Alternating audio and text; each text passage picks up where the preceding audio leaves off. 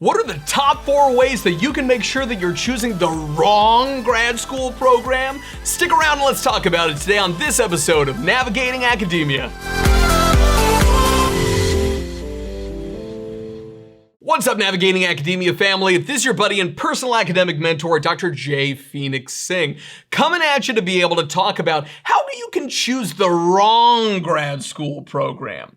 Now, there are a lot of videos on the channel, and there's official modules that I've even created down here at Publication Academy that you guys can check out that are all about how to be able to identify the right grad school program for you. But there are a lot of ways, to be honest with you, to mess this up.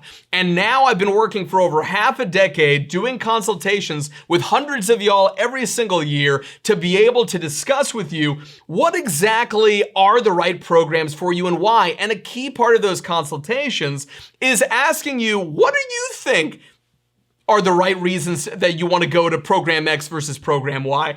And I found a lot of patterns over the years, so I'm going to share with you again the 4 reasons that I hear most often that you should not take into consideration when you are choosing a program, okay? Let's get right into it. Number 1 is to choose a program based on which one has the highest acceptance rate. A lot of this comes from imposter syndrome. We think to ourselves, God, am I really good enough? Do I have the metrics? Do I have the background? I don't have any publications. I don't have any conference presentations. I'm not very well connected. It's just one of these things where I just don't think I'm gonna get in. And so because of that, we buy some of these books, like for example, if you want to get into a clinical psych program, because I'm a psychologist, right? There's one of these insider's guides and you read everything in there and you're kind of taking a look and you end up finding for each major program what the acceptance rate is. And some of them are insanely low, under 1%. And then some of them are absurdly high, like 40% or above. And ironically, so many of us, we end up taking a look at this and saying, gosh, like my GPA was pretty low. I had like a 2.9 out of a 4.0 scale. I just don't think I can get in anywhere. So I'm just gonna choose one of these because then it's almost like flipping a coin. I have a much better chance of getting into one of these programs. This is a really terrible decision.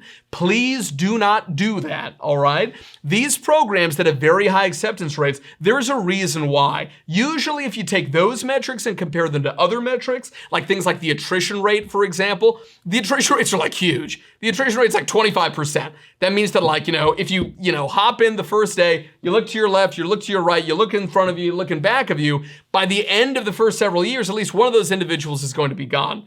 In some programs, these attrition rates get absurd, almost as high as the acceptance rate. It's nuts.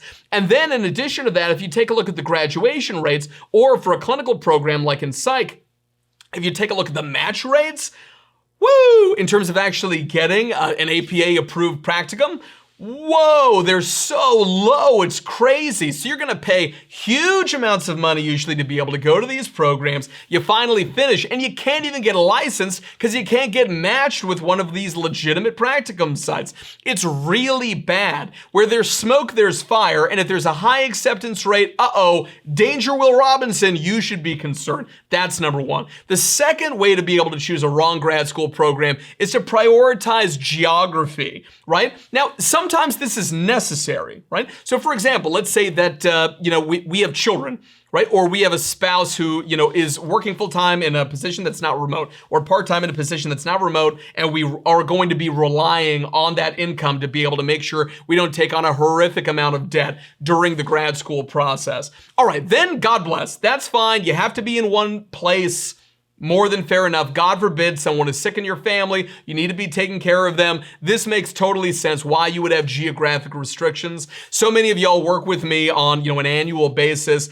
So many of y'all, take a look again at Publication Academy. You watch some of these modules and you end up writing to me with amazing questions asking about whether or not your unique case actually qualifies for taking into consideration geography. But usually people, or not usually, sometimes though, people will talk to me and they'll be like, Dr. Singh, I've just always wanted to live in New York, or it's really important to me that I be in a city, or it's, they end up choosing something based on their hobbies, for example. Well, I really like hiking. And so I don't want to be in New York City, even though this is where, the best program for me is, and the target supervisor who's the one who's going to help me get furthest in my career. But I'm really passionate about hiking, and so I really want to only go to a place like, let's say you want to go to Boulder, Colorado, because you hear that they've got great hiking there. You'd rather go there, even though the target supervisor, not as good of a fit. The program itself, not as prestigious.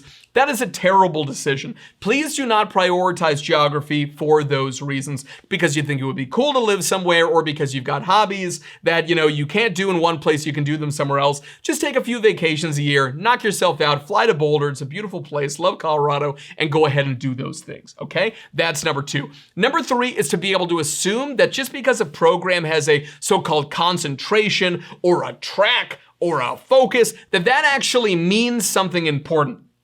Again, I'm in psych. So many of you work with me to be able to get into a behavioral health program. So to be able to get into an MSW or an MFT program, to get an MA counseling, so you can become a licensed professional counselor, or to be able to get a PsyD or a clinical psych PhD. And I'm telling you right now that so many of these programs, they've got a so-called concentration track focus in, let's say I'm a forensic psychologist. So I'm gonna do a PsyD, and they've got a concentration in forensic. Oh God, amazing. This is perfect for me. Or I really wanna work with children, and this one's got a child psychology concentration. This is amazing. That's the program I should go to over this other program. We falsely believe that just because a program says we've got a concentration, track, focus, whatever, that all of a sudden that our degree is going to mean more. It is not. All right, so I have colleagues at a number of different universities who are deans, who are even presidents of professional schools and so forth. And if you want to know behind the scenes what's happening, I will tell you what no one else is going to be willing to tell you, which is that it is a marketing tactic. All right? It is the concept of in-group affiliation. If you end up hearing that you've got a PsyD here or a PsyD with a forensic concentration and you want to go into forensics, you will choose this one. The way this is determined is the specialties of the faculty members.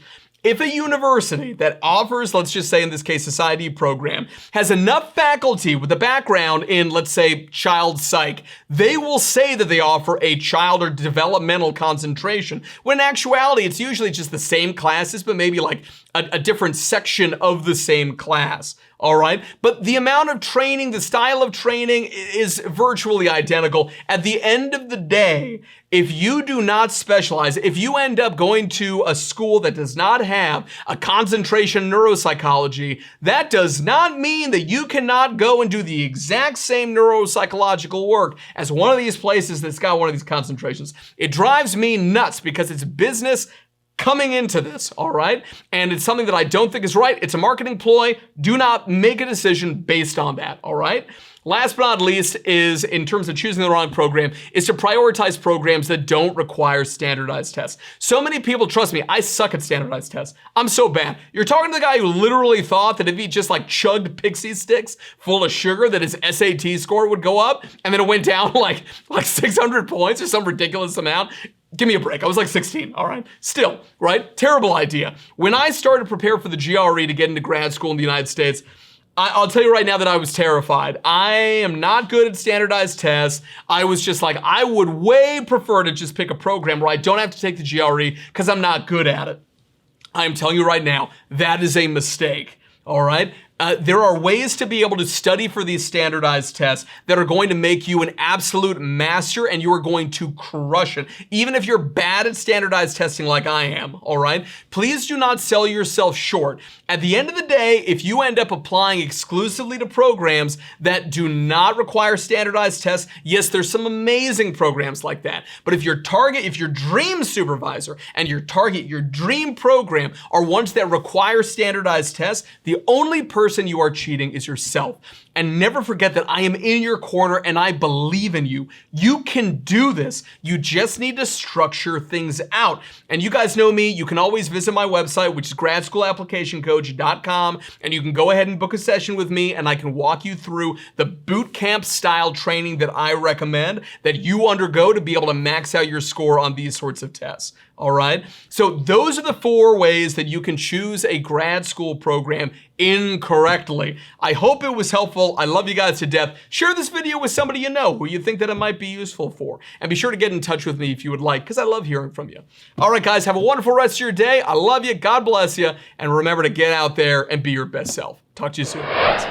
Thank you so much for stopping by, everyone. It's a pleasure to have you here as always. If you enjoyed this video and you'd like to see more in this series on navigating academia, please click on one of these links over here to be able to view more original content. I hope to see you there.